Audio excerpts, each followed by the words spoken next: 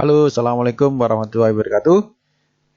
Jumpa kembali Sobat Daring dalam edisi tutorial kali ini, yaitu kita akan membahas salah satu bentuk evaluasi kompetensi. Ya, jadi kalau Sobat Daring telah menonton video saya tentang standar e-learning gitu ya, itu ada materi, ada interaksi, dan ada evaluasi. Yang materi dan interaksi sudah kita bahas di video-video kita sebelumnya.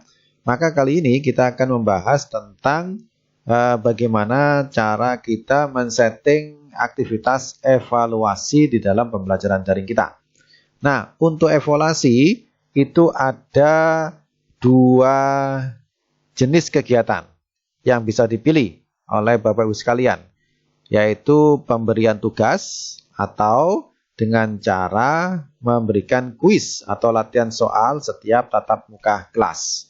Nah, untuk video kita kali ini kita akan membahas dulu tentang bagaimana men-setting tugas, ya.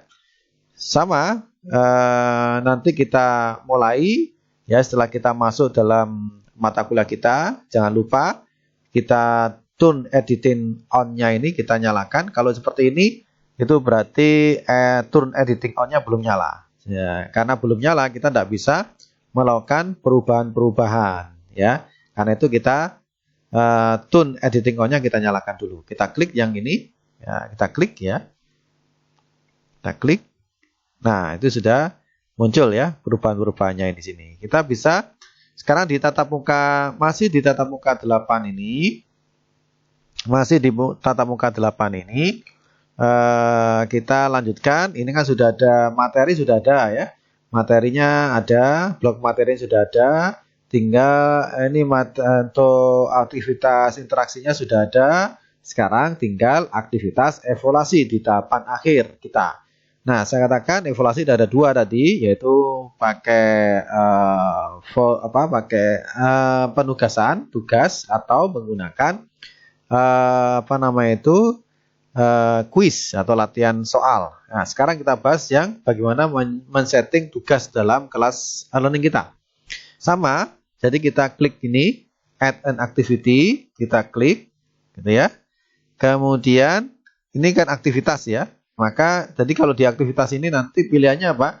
Hanya ini blue button nanti sudah kita bahas, kemudian forum sudah kita bahas, ya. Tinggal yang ini, ya, assignment ini. Nah, ini adalah untuk menyeting tugas. Nah, untuk menyeting tugas ini kita klik fitur yang namanya assignment. Ya, kita klik saja. Ya, kita klik assignment ini. Kemudian nanti akan tombol add, kita klik. Nah, sekarang muncul ini. Nah, ini adalah untuk men-setting tugas. Ya, kita pertama adalah kita kasih dulu nama tugasnya. Ya, misalkan tugas studi kasus. Ya, studi kasus akuntansi Ijaro, misalkan itu ya. Kemudian di sini kita ada kolom deskripsi. Nah, ini silakan Bapak Ibu sekalian menjelaskan tentang petunjuk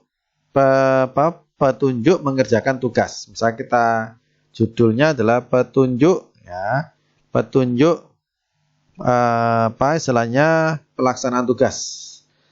Petunjuk pelaksanaan tugas studi kasus. Ya. Nah, ini silakan Bapak sekalian nanti tulis. Kita bisa ini kita klik ya. Kita klik untuk bisa banyak seperti ini. Nah, misalkan kita kasih nomor 1 apa? Misalkan paling lambat ya, misalkan ditulis ya, dikumpulkan paling lambat tanggal bla bla bla bla bla bla gitu ya.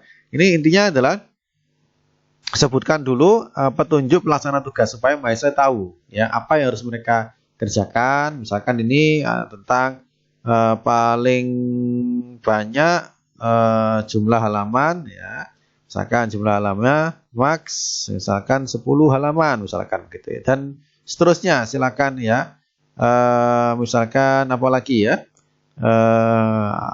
misalkan kertas ya, ukuran dikumpulkan dalam bentuk file PDF misalkan gitu ya, dan sebagainya. Silakan Bapak sekalian berkreasi sesuai dengan kebutuhan. Intinya adalah di sini adalah papan informasi kepada mahasiswa apa yang harus mereka kerjakan untuk bisa melaksanakan. Nah, supaya kelihatan di mahasiswa kita tebalkan ini. Ya, kita tebalkan. Nah, kita kelihatan. Kalau mau kepingin lebih kadang-kadang mahasiswa itu suka tidak bisa membaca suka mengabaikan petunjuk-petunjuk seperti ini ya. Jadi kita kasih supaya ada perhatian gitu ya. Nah, jangan lupa di sini kita klik display ya supaya kelihatan di mahasiswa. Karena kalau kita tidak klik displaynya ini nanti tidak muncul di mahasiswa, nantinya tidak bisa ketahui ya. Nah, terus kemudian ini ada additional file. Kalau misalkan ada file kasus yang harus diselesaikan, dikerjakan oleh mahasiswa, maka kita bisa menaruhnya di sini. Jadi misalkan ini kita ambil ya, misalkan ini review PHK 2019 ya, misalkan itu ini ada studi kasusnya ya, tinggal di drag saja. Jadi caranya adalah ini diambilkan begini, diklik ini file yang kita mau kita taruh di dalam tugas itu gitu ya. Kita tahan, kemudian kita masuk ke browser kita, udah muncul begini, langsung kita klik. Nah, kita masuk. Nanti mahasiswa akan melihat ini bahan studi kasusnya gitu. Misalkan ini kan tadi studi kasus ya, ini bahan studi kasusnya misalkan aja ya, bahan studi kasus yang akan dibahas sebagai tugas mahasiswa.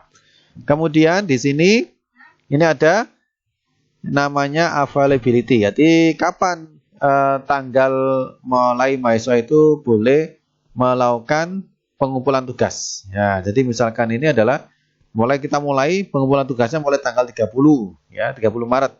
Nanti diakhiri tanggal berapa? 6 April ya. Ini ya.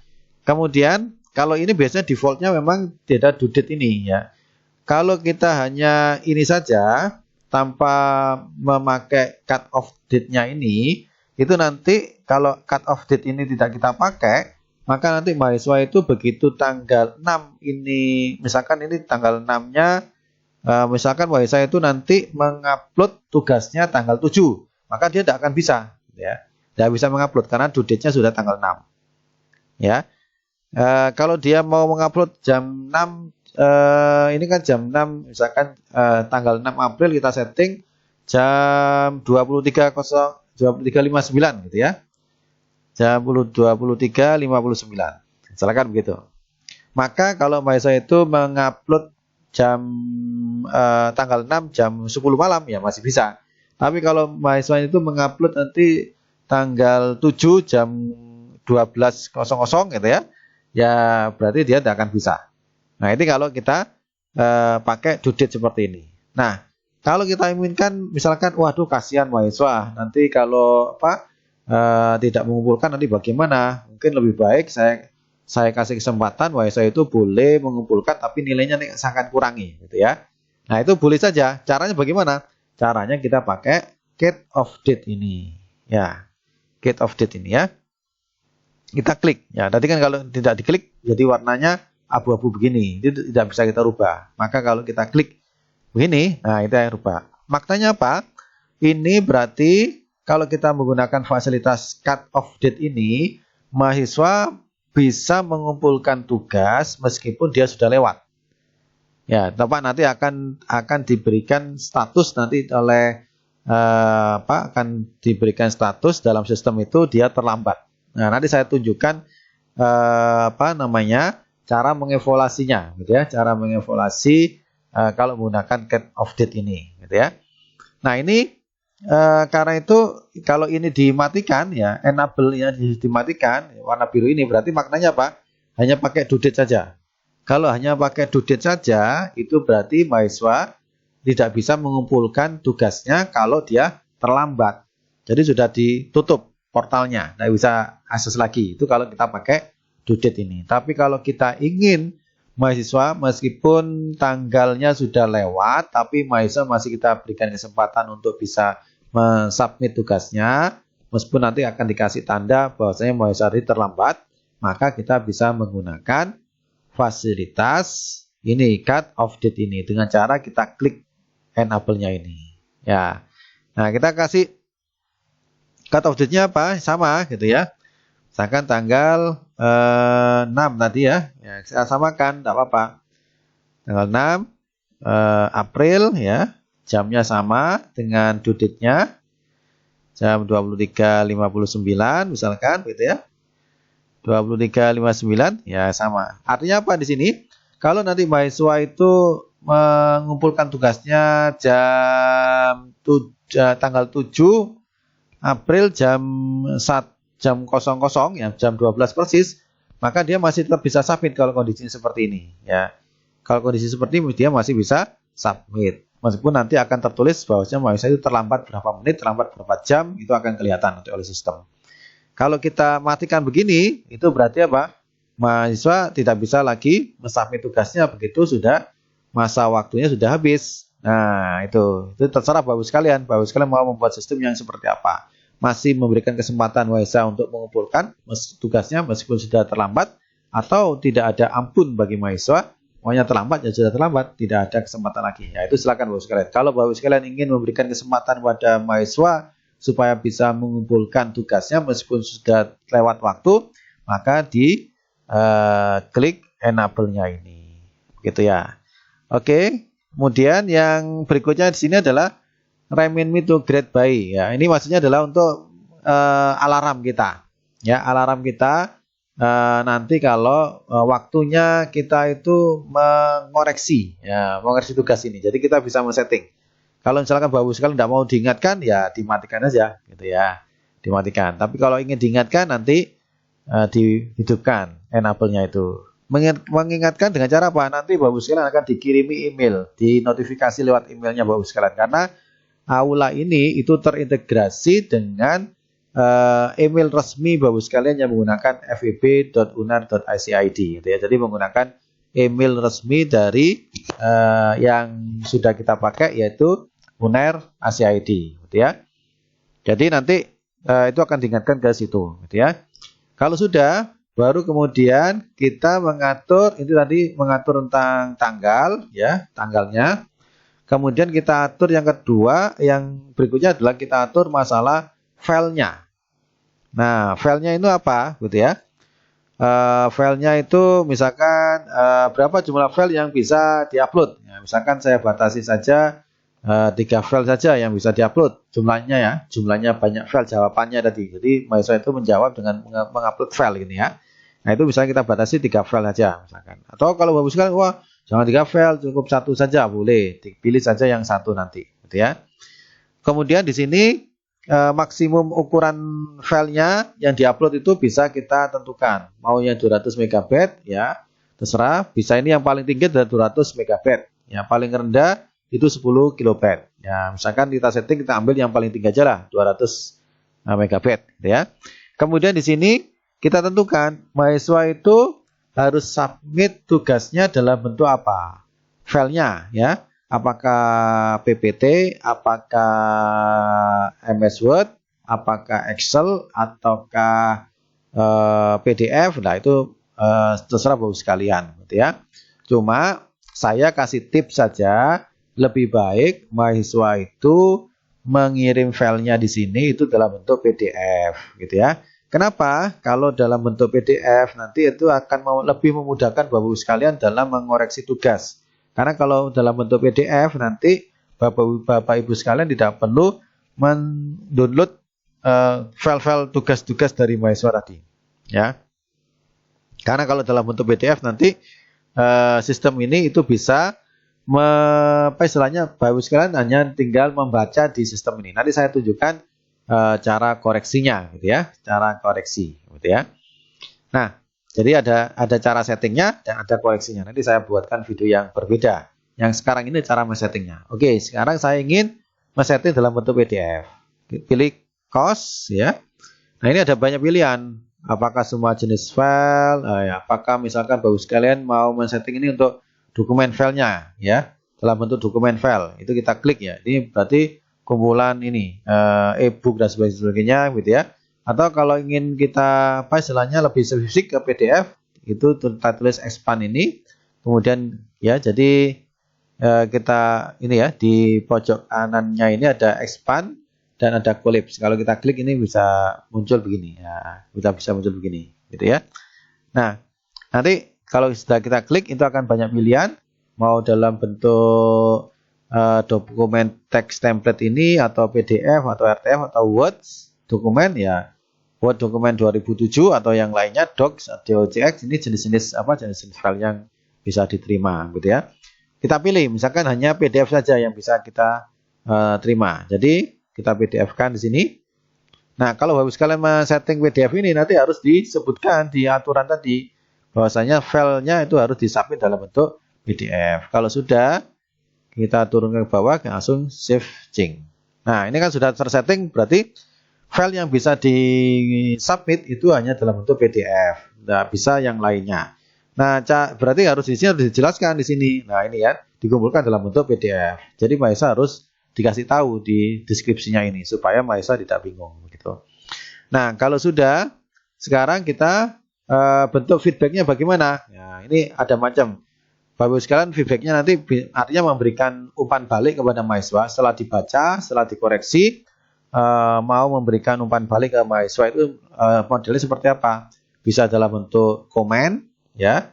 Bisa nanti ini yang saya katakan lebih enak itu kalau pakai annotate PDF ini, ya. Atau menggunakan offline grading method ini bisa kita klik semuanya atau dalam bentuk kita mengirim file. Jadi bisa aja kita. Jadi ini seperti apa ya? Seperti reviewer junior ya. Reviewer junior itu kan membuat apa catatan, memberikan feedback gitu ya. Nah, Anda kurang ini, tolong diperbaiki. Nah, nanti dikasih feedback di situ gitu ya. Nah, itu bisa model seperti itu. Terus kemudian ini sudah submission setting. Ini tidak perlu tidak perlu di setting gitu ya. Kita lanjutkan aja. Kemudian ini yang group submission. Ini kalau nanti tugas kelompok. Ya, nanti saya jelaskan kalau misalkan tugas kelompok bagaimana. Ya, nanti saya jelaskan di sini ya. Sekarang ini anggapnya adalah tugas individual, bukan tugas kelompok, gitu ya. Nah, sekarang kemudian kita grade-nya ini kita cek ya, grade-nya gitu ya. Sebelum grade itu kita lihat notifikasi ya. Ini di sini ada notifikasi.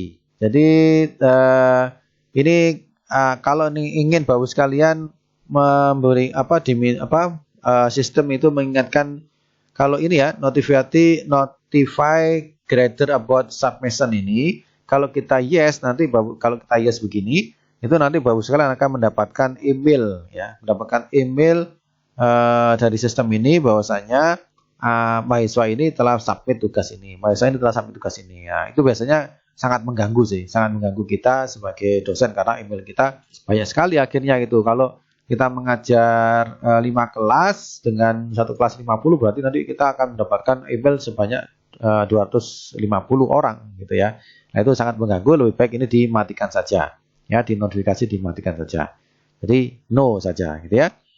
Yang lain-lainnya sudah, ini tidak usah notification about late submission, ini juga nanti ininya ini notifikasi ke kita. Jadi kalau Bapak sekalian tidak merasa terganggu ya silakan di yes, tapi kalau merasa terganggu ya dimatikan saja. Saran saya sih lebih baik dimatikan saja lah biar tidak mengganggu aktivitas kita yang lain. Kemudian setelah itu notifikasi oke, setelah itu ke grade-nya ini. Nah, ini adalah cara kita membuat penilaian gitu ya. Pertama adalah ini adalah apa istilahnya itu maksimum grade-nya kita kasih 100 ya. Nah, ini cara menilai menggunakan simple direct grading atau ini ada pilihannya bisa pakai marking guide atau pakai rubrik gitu ya.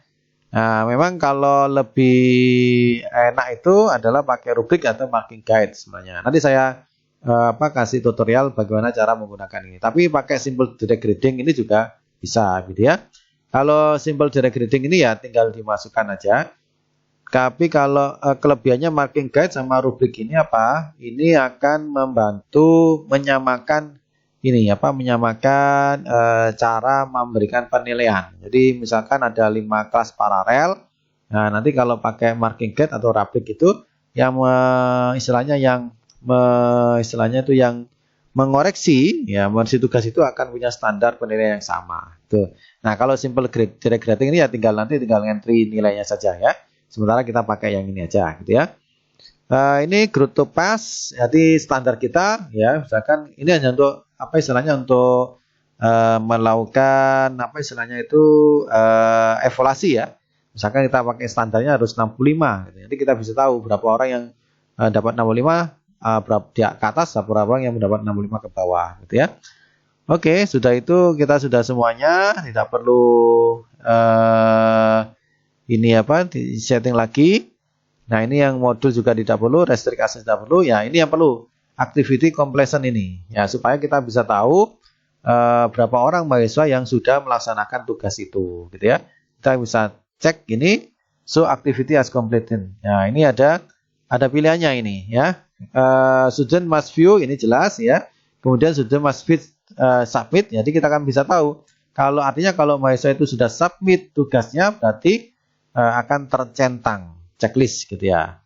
Nah, itu bisa kita gunakan nantinya supaya kita bisa tahu berapa orang yang telah submit dan sebagainya gitu ya dengan sistem tadi. Oke, kalau sudah kita save and return to course. Nah, sudah, ini bisa muncul di sini. Kalau kita klik ini, nanti akan muncul begini. Nah, ini kan petunjuk pelaksana tugas. Ini kumpulkan ini adalah dokumen yang akan direview tadi. Nah, ini jumlah partisipannya ada 119. Ini belum submit semuanya gitu ya. Nanti kalau sudah ada, nanti ini akan muncul berapa yang sudah submit, berapa yang belum dinilai gitu ya. Itu nanti akan muncul di sini oleh sistem gitu. Kita akan bisa tahu gitu ya. Nah, sudah, berarti tugas kita sudah kita setting. Tinggal nanti mahasiswa tinggal mengklik ini terus nanti mengupload tugasnya sesuai dengan perintah yang ada di dalam e-learning ini. Baik, itu dari saya tentang bagaimana men-setting tugas. Semoga bermanfaat. Selamat mencoba, selamat berkreasi, dan tetap semangat untuk senantiasa belajar e-learning. Terima kasih. Assalamualaikum warahmatullahi wabarakatuh.